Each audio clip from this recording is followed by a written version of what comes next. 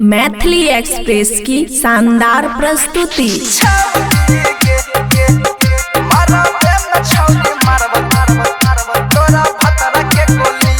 खुशी recording studio बलुआहा।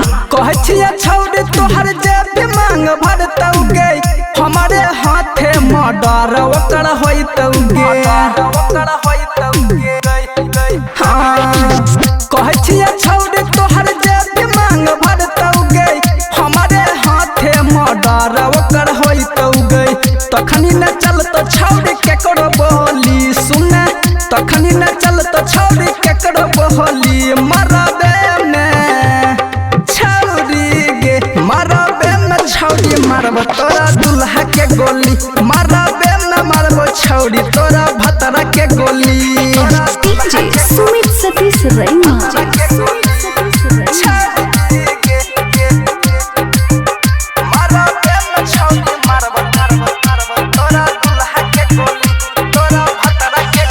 लोकना के साथ में छौड़ी तोरा कुटी आई बउगई, दूध वाला चाही में जहर घोल दे बउगई।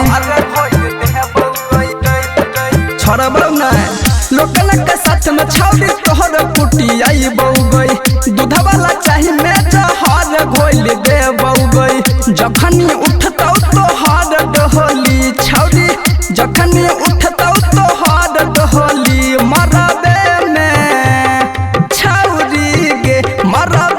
छौड़ी मारब तोरा दुल्हा के गोली।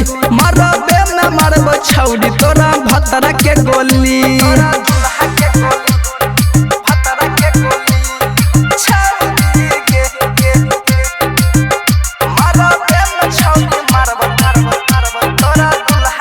खुशी रिकॉर्डिंग स्टूडियो बलुआहा। रतन के संग छौड़ी कैल तू घात गे, अमन के संग नहीं कटहल देबो रात गे।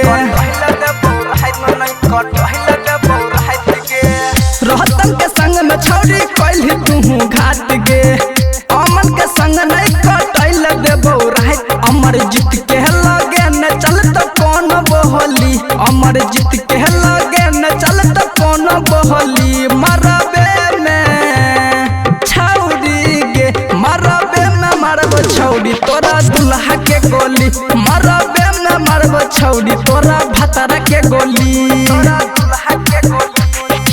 खुशी रिकॉर्डिंग स्टूडियो बलुआहा।